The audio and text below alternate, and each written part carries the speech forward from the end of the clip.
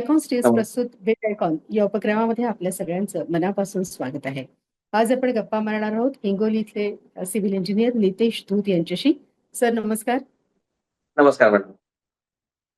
नितेश धूत गेल्या 10 वर्षांपासून हिंगोलीमध्ये सिव्हिल इंजिनियर म्हणून काम करतायत. चांगला अनुभव त्यांच्या गाठीशी आहे. वेगवेगळं आणि नाविन्यपूर्ण बांधकाम करणं ही त्यांची खासियत आहे आणि या सगळ्यांबद्दलच आज आपण त्यांच्याशी बिल्ड आयकॉनमध्ये गप्पा मारणार आहोत. नितेश सर, आपण गप्पा तर मारणारच आहोत बांधकाम या विषयावर, पण त्या गप्पांना सुरुवात करण्यापूर्वी आपण जरा काही वर्ष मागे जाऊयात. म्हणजे एक साधारण बर 15-18 वर्ष मागे जाऊ आपण. तुमची शाळा, तुमचं कॉलेज इथून आपण सुरुवात करूया. तर आता आम्हाला सुरुवातीला सांगा की तुमची शाळा कोणती होती, कॉलेज कोणतं होतं आणि मुख्य म्हणजे सिव्हिल इंजिनियर व्हावं असं तुम्हाला का वाटलं? काही प्रेरणा होती का? हे सांगा. बर मुख्यतः माझं शिक्षण हिंगोलीमध्येच झालंय. हिंगोलीमध्ये भारतीय विद्या मंदिर मधून माझी शाळा आहे. पुढचं शिक्षण 11वी-12वीचं मी आदर्श महाविद्यालयामधून केलं आणि त्याचनंतर पुढे हिंगोलीमध्ये आमच्या एक नवीन कॉलेज ओपन झालं होतं. तिथे सर्व काही मग लोकलचे लोक ओळखीचे होते, त्यामुळे इथेच ऍडमिशन घेतलं. पुराणा सावंत इंजिनिअरिंग कॉलेज म्हणून होतं. तिथे मी ऍडमिशन घेतलं. तिथून माझी पूर्ण डिग्री पूर्ण केली. मग अच्छा. मूळचा घरचा बिझनेस असा होता, की ह्याच लाईनमध्ये माझ्या वडिलांचा इंटरेस्टही होता आणि त्यांचं कामही होतं. हम्म. आणि माझा इंटरेस्ट असा होता, की एक नवीन स्ट्रीमलाईन मी बिझनेसची तयार करावी आणि त्यामध्येच माझ्या भविष्याला पुढे घेऊन जावं. त्याला अनुसरून मग मी या लाईनला अटॅच झालो आणि त्या हिशोबाने पुढची कामं चालू केली. वा, खूप छान. म्हणजे एक वेगळा उद्देश डोळ्यासमोर ठेवून तुम्ही तुमच्या कामाला सुरुवात केली किंवा या क्षेत्रामध्ये येण्याचं तुम्ही नक्की केलं. हो. पण जेव्हा तुमचं शिक्षण पूर्ण झालं, तर शिक्षण पूर्ण झाल्यानंतर मग तुम्ही कधी काय कुठे काही जॉब केलात? कसं आणि आपलं काम केव्हा सुरू केलं? याबद्दलही थोडंसं सांगा. बरं. यानंतर तदनंतर मी डिग्री झाल्यानंतर संभाजीनगरला आर्किटेक्ट भाले म्हणून आहेत. हं. त्यांच्याकडे मी आर्टिकलशिप केली 2 वर्षे. तिथे त्यांच्याकडे भरपूर अनुभव घेतला. सरांनी पूर्ण सहकार्य केलं त्यांच्याकडे शिकून मग मी परत माझ्या गावी आलो हिंगोलीला आणि मग इथे ऑफिस माझं स्टार्ट करायचा, सेटअप स्टार्ट करायचा विचार केला. बरं. 2016 रोजी मग माझ्या ऑफिसचं मी उद्घाटन झालं. त्या दिवशी ओपनिंग एक 2000 ऑगस्ट 2016 ची माझी ओपनिंग आहे ऑफिसची. तिथून मग माझ्या या कार्याला सुरुवात झाली. तुम्ही 2016 मध्ये तुमचं स्वतंत्र ऑफिस सुरू केलं. हो. संभाजीनगरवर अनुभव घेतलात आणि तिथे गेलात. पण मग पहिलं काम कसं मिळवलं? काय अनुभव आहे? काही आठवण आहे का त्या कामाची? एकदम पूर्णतः तर आठवणार नाही. पण सुरुवातीचे 3 वर्ष भरपूर खडतर होते. हं. जसं की कामांचा जो ओघ होता, तो वेगवेगळ्या प्रकारचे कामं यायचे. कोणी अनुभव आपल्याला आहे का? हे तपासण्याकरिता यायचं. कोणी वेगवेगळ्या उद्देशाने यायचं. पण एक 3 वर्ष खडतर गेले. पण ते 3 वर्ष सुरुवातीचे जे 3 वर्ष असतात, 2 वर्ष असतात, ते तुम्हाला भरपूर अनुभव देऊन जातात. आणि तेच अनुभव पुढे तुम्हाला कोणते प्रोजेक्ट कसे हाताळायचे, कोणत्या क्लायंटला कसं हाताळायचंय, हे तुम्हाला ते 3 वर्ष शिकवून जातात. सुरुवातीचे 2-3 वर्ष टिकून राहणं आणि त्या अनुभव आपलं साठवून ठेवणं हे सगळ्यात महत्वाचं आहे. अगदीच खरं आहे. कन्सिस्टन्सी कुठेही असली तर आपण पुढे जाऊ शकतो. संयम पाहिजे आणि अर्थातच शिस्त नक्कीच. पाहिजे आणि जी तुमच्यामध्ये होती. नितेशजी, आता थोडंसं टेक्निकल काही प्रश्नांकडे वळूया. बरं. जेव्हा तुम्ही काम करता बांधकाम क्षेत्रामध्ये, तेव्हा काम करत असताना आपल्याला अ, ज्याला आपण अनस्किल्ड लेबर असं म्हणतो किंवा अकुशल कामगार म्हणतो, हं. त्यांच्यासोबत काम करण्याची वेळ येते. तर तुमच्या मते अकुशल कामगारांसोबत बांधकाम करणं कितपत धोकादायक आहे? कुशल कामगारांसोबत काम करणं धोकादायक पण आहे, फायद्याचं पण आहे. दोन्ही हं. बाबी आहेत. त्या जुळवून घेणं अति महत्वाचं आहे. जसं की कुशल कामगार सुरुवातीला तुमची टेस्ट घेतो. तुम्हाला किती ज्ञान आहे, किती नॉलेज आहे, कारण की त्याला अनुभव असतो. तो पूर्णतः हं. टेक्निकल जरी नसला, तर त्याच्याकडे अनुभव तुमच्या फील्डचा भरपूर असतो. तर तो पहिले तुम्हाला टेस्ट करतो. तुम्हाला किती येते, तुमच्याशी कधी-कधी खेळण्याचा प्रयत्न करतो आणि जास्त कुशल जरी असला, तरी त्याच्या कुशलतेमुळे कधी-कधी तो तुम्हाला हायर साइड रेट घेणं, हायर साइड भाव वाढवून घेणं, तुमचं लवकर न ऐकणं, ह्या सर्व प्रकारच्या वेगवेगळ्या बाबी असतात. ह्या सगळ्यांचा मध्य काढून तुम्हाला प्रॅक्टिस करावी लागते. खरं आहे. हे सगळ्यांशी जुळवून घेणं हे बांधकामातलं खरं गुपित आहे आणि खरंच ते गुपित आपण आहे. जमवू शकलो तर काम पुढे जातं. पण जसं तुम्ही म्हणता तुम्ही आर्टिकलशिप पण केलेली आहे आर्किटेक्ट भालेंकडे. तर तुमच्या दृष्टीने बांधकाम जेव्हा आपल्याला करायचं असतं तेव्हा प्लॅन आणि डिझायनिंग याचं महत्व काय तुम्ही सांगाल? नक्कीच सगळ्यात जास्त महत्त्व याच गोष्टीचं आहे. जेवढी घाई आपण घर बनवण्यासाठी करतो, त्यातली सुरुवातीची घाई आपण नकाशा बनवण्यासाठी नाही केली पाहिजे. कारण की सुरुवातीचा जो प्लॅन आहे, बेसिक प्लॅन, तो एकदा पूर्णतः संपूर्ण फायनल झाल्यानंतरच आपण काम चालू केलं, तर तो काम एकदम व्यवस्थित आणि सुरेख रीतीने होतो. त्या कामाची क्वालिटी, त्या कामामध्ये कसल्याही प्रकारची तफावत येत नाही, चुकी आढळत नाही, तुमची रिक्वायरमेंट पूर्ण होती. तुम्ही अतिघाई केली तर समोरचा इंजिनिअर अथवा आर्किटेक्ट तुम्हाला घाई-घाईमध्ये प्लॅन देणार. तो पूर्णतेकडे जाणार नाही, तुमची रिक्वायरमेंट पूर्ण होणार नाही. मग शेवटी जेव्हा काम चालू होते, तेव्हा मधा त्या कामाला अडथळे जातात, त्यामध्ये बदल आणावे लागतात. त्यामध्ये आपलं नुकसानही होते आणि आपलं मनासारखं घरही बनत नाही. म्हणून प्लॅन बनवण्याकरिता आपण पूर्णतः वेळ दिला पाहिजे आणि एक चांगला प्लॅन बनवून त्या निर्णयावर पोहोचल्यानंतरच काम चालू केलं पाहिजे. अगदीच बरोबर आहे. म्हणजे प्लॅनिंगमध्ये वेळ घालवला तरी चालेल, पण बांधकामातला वेळ आपोआपच तुमचा कमी होतो, पण प्लॅनिंग महत्वाचं आहे.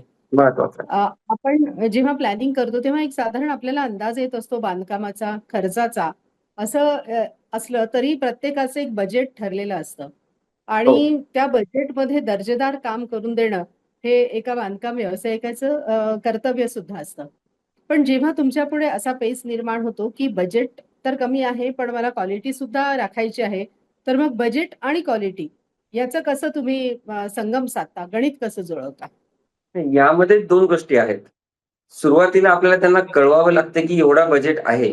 जेव्हा प्लॅन फायनल होतो, त्यांचा पूर्ण कन्स्ट्रक्शन एरिया किती होत आहे, त्याच्यावरून एक सामान्य 90% अंदाज आपल्याला येऊन जातो, की यांना खर्च किती येणार आहे. सर्वात सुरुवातीला म्हणून आम्ही त्याची मनस्थिती बनवतो, की आपल्याला एवढा खर्च येणार आहे.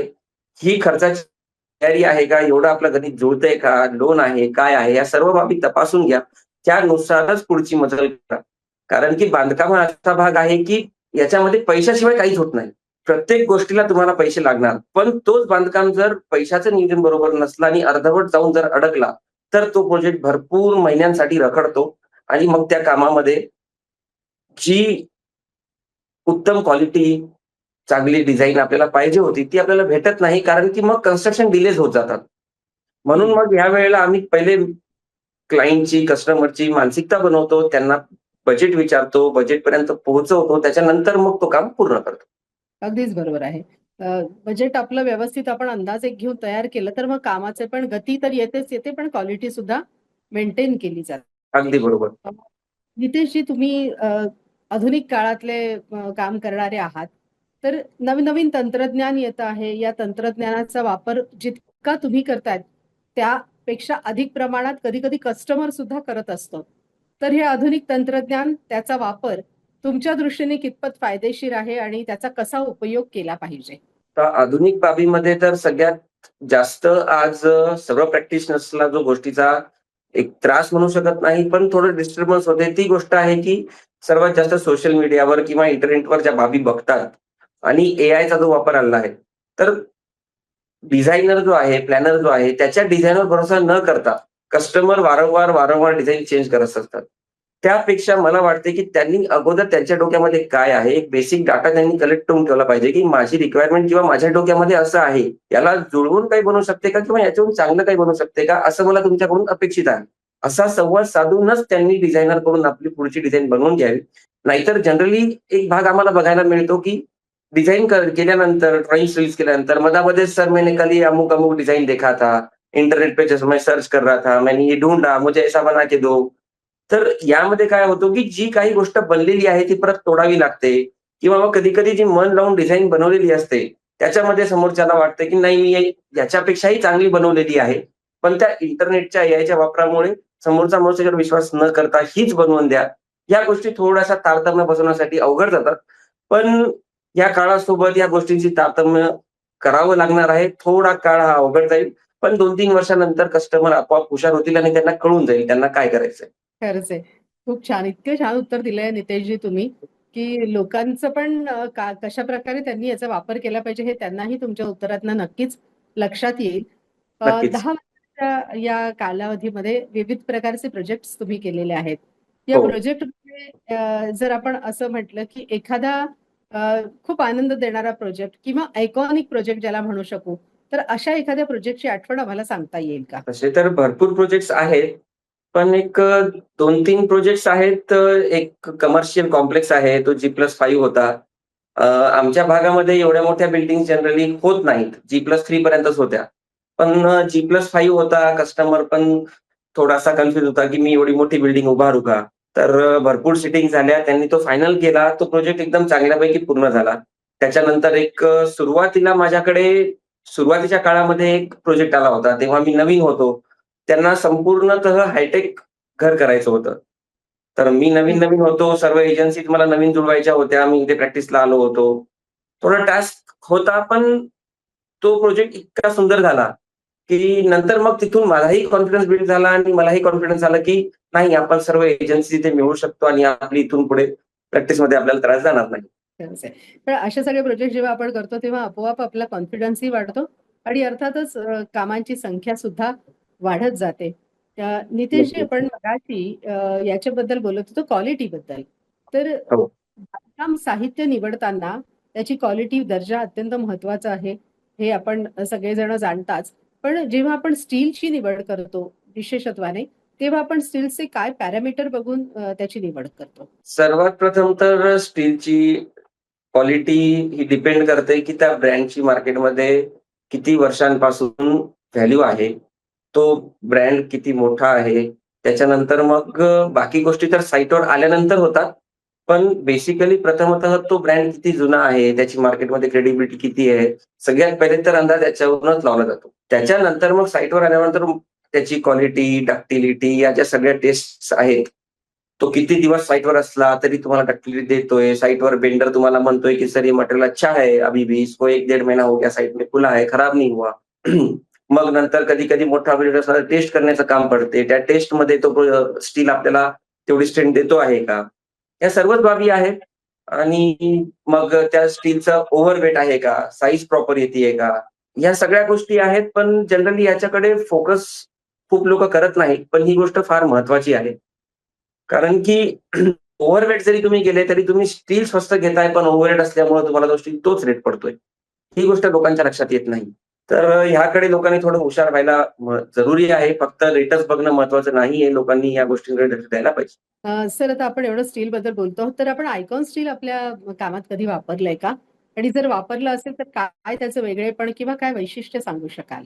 आयकॉन स्टिक तर नक्कीच वापरलेलं आहे आणि कंटिन्यूमध्ये मी वापरतही आहे. इकडे ऑन कॉल बोलायची गोष्ट नाहीये, जे प्रॅक्टिकली आहे. तुमचे रिप्रेझेंटेटिव्ह आमच्याकडे येत आहेत. तर ही कंटिन्यू वापरण्यात येणारी वस्तू आहे आणि आतापर्यंत मला या स्टीलमध्ये कधीही प्रॉब्लेम गेलेला नाही आणि जर कदाचित आम्हाला गेला, तर इथे फील्ड आहे ते समाधान करून देतात. काही गोष्टी असतात, मग ते त्याचं समाधान करतात, टेस्ट करून देतात. आजपर्यंत मला असं ह्या ज्या बाबी म्हणलो मी, ओव्हरवेट, ओव्हर साइज याचं कधीच प्रॉब्लेम गेलं नाही. आणि रेट म्हणून असं नाहीये, की खूप महाग स्टील आहे, अननेसेसरी रेट जास्त आहेत. सामान्य माणूस हा स्टील घेऊ शकतो. ज्या रेटमध्ये आहे त्याच रेटमध्ये स्टील आहे आणि त्याच रेटमध्ये सगळ्यात चांगली क्वालिटी आहे. तर घ्यायला कोणत्याही प्रकारची हरकत नाही आणि नक्कीच मी आयकॉन स्टील प्रिफर करायला सगळ्यांना सांगेन. खूप छान सर. तुमचे असे फीडबॅक ऐकल्यावर आम्हाला सुद्धा उत्साह येतो आणि छान वाटतं, आनंद होतो. आपण चांगलं काम करत आहोत याचा. सर एक जरा वेगळा प्रश्न आता विचारते. हिंगोलीमध्ये तुम्ही काम करता, हिंगोलीमध्ये तुम्ही राहता. हिंगोलीला जर आपल्याला मेट्रो सिटीच्या रांगेमध्ये न्यायचं असेल, तर हिंगोलीमध्ये काय-काय सुधारणा होणं आवश्यक आहे, असं तुम्हाला वाटतं? मला असं वाटतंय, की या गोष्टीला भरपूर वेळ आहे अजून. आमचा जिल्हा लहान आहे. अ, पायाभूत सुविधा तर भरपूर पाहिजे आहेत. अजून कुठे पायाभूत सुविधा आमच्याकडे आली आहे. पायाभूत सुविधांची झालेली आहे आमच्या इथे सुविधा.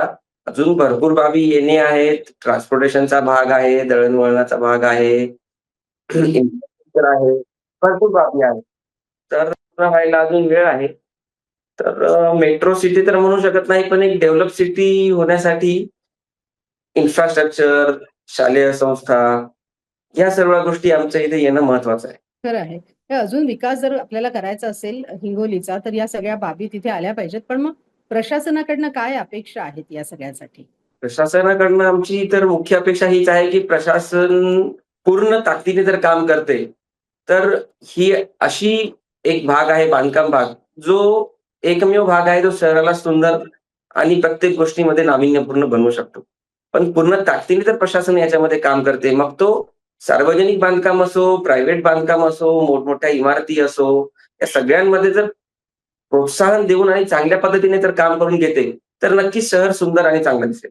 खरंच आहे. म्हणजे देखणेपणा जर शहराला आणायचा असेल, तर बांधकाम व्यावसायिकांना सोबत घेऊन प्रशासनाने पुढे जावं, तर ते शहर आणखीन जाऊ. सुंदर नक्कीच होऊ शकतं. नितीशजी, तुम्ही गप्पा मारताय, तुमचे अनुभव कुठे आहेत, तुमची मतं सुद्धा मांडत आहात. 10 वर्षांचा अनुभव आहे. तर ह्या सगळ्या अनुभवाच्या जोरावर जर आपण असं म्हटलं, की आता नवीन पिढी जी या क्षेत्रामध्ये येतेय, तर त्या पिढीला तुम्ही एक मोठे भाऊ म्हणून काय सल्ला द्याल? मोठे भाऊ म्हणून तर नाही, मी कलीग म्हणूनच सल्ला देईन, की आजचा भाग जो आहे, आता जे सध्या या व्यवसायामध्ये येत आहे, थोडासा टास्क अवघड झाला आहे. एआय आता एआय भरपूर कस्टमर्स थोडंसं दुसरीकडे वळत आहेत. थोडा संयम ठेवावा, संयम ठेवूनच प्रॅक्टिस करावी आणि ह्या सर्व गोष्टींची जुळवून जर काम केलं, तर नक्कीच मला वाटतंय, की ह्याच्याहून चांगला व्यवसाय ज्याच्यामध्ये लोकांचं भलं करण्यासाठी तुमच्याकडे खूप त्यांचं जीवन सुधारण्यासाठी पण खूप काही आहे. तर याच्याहून चांगला व्यवसाय तुमच्याकडे नाहीये. फक्त थोडं संयम ठेवून याला कंटिन्यू करा. अगदीच खरं आहे. स्वार्थ आणि परमार्थ करत असताना आपलं आणि लोकांचं भलं आपण या माध्यमातून करू शकतो. पण अर्थातच त्यासाठी बरोबर. संयम ठेवणं गरजेचं आहे. आधुनिक तंत्रज्ञानाने लोकांना प्रामाणिकपणे आपण जे काही चांगलं देता येईल, ते देण्याचा प्रयत्न करणं. असं अतिशय छान असा सल्ला, मार्गदर्शन आज नितेश धूत यांनी आपल्या सगळ्यांना केलंय. हिंगोलीहून सर आपल्यासोबत गप्पा मारत होते आणि त्यांचं मनमोकळ्या गप्पा किंवा मनमोकळी मतं त्यांनी आपल्या सगळ्यांसमोर मांडलीत.